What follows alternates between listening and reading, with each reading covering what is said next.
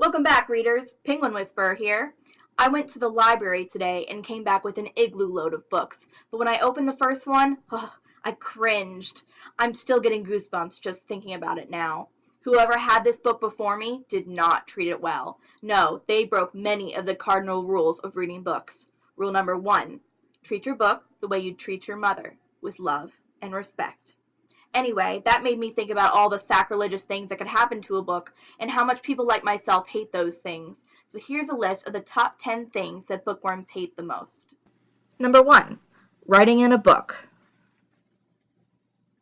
Whether it be underlining or jotting notes in the margins, to most readers it is a sin to mark up a book. Like, come on, was it really necessary to underline an entire paragraph and then write "I like this" at the end? Number 2. Folding down the pages.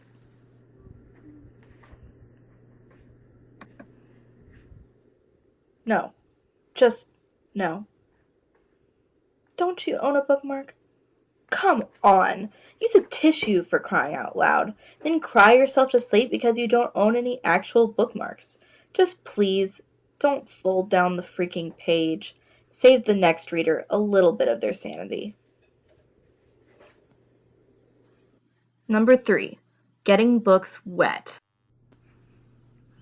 This one sometimes can't be helped, but isn't it just the saddest thing in the world when a book gets wet?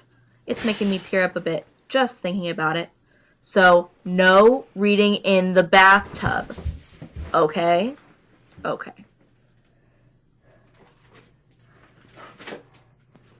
Number 4. Uncoordinated books. If a book is part of a series, all those books should be the same size and design. That's just how it works. How else are we supposed to coordinate them in our bookshelves?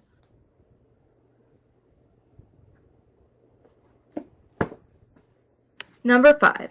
Bad book to movie adaptations.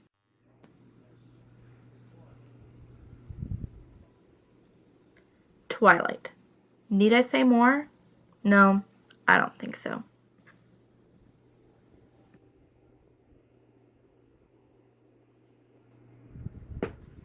Number 6. Books that are falling apart. Pages get torn all the time. It's tragic, but it's true. But if you see a spine of a book literally falling apart, it doesn't look well loved, does it? It just looks like you dropped it from the top of the Empire State Building and then it got run over by a bus. Don't be the bus. Don't run over your books. Number 7. Being interrupted while reading. Seriously, there's a time and a place for having a conversation, and when I'm reading is just not it. If you're sitting on a bench listening to music, do you want me to come up and rip your earbuds out so I can tell you about my lunch? No, I don't think so. So don't try to infiltrate my reading zone and we'll be peachy. Wait, no. I'm just 5 minutes. But I really need to tell you something. Yeah, but I'm reading my book. Okay, thanks. Yeah, thanks.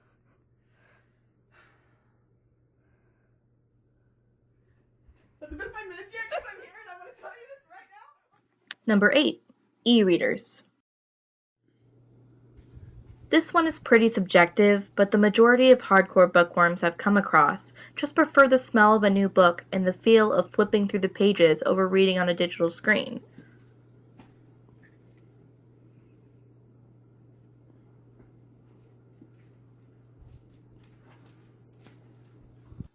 Number 9. Cliffhangers. Don't get me wrong. I know that they're a necessary evil and great for getting you hyped for the next book, but doesn't it just kill you when a book just ends out of nowhere without warning? Just kidding. I wouldn't do that to you. Or would I? Last but not least, number 10. Lending out your books. This one is hard because one of the biggest joys of reading a good book is sharing that joy with your friends so that you can talk about it non-stop for a week until you get your hands on the next best thing. But with that joy comes great risk. What if they return it with stains and ripped pages and a cracked spine? Or what if they never give it back at all? Oh, You might as well just lock up your personal library now and tell your friends to buy it themselves. Hey, it's a good excuse to go to a bookstore though, right? Because obviously you'll tag along and pick up a few new titles for yourself. Maybe even Tracy Chee's new book, The Reader, which is set in an illiterate society where reading is unheard of. Can you imagine living like that? I know I can't.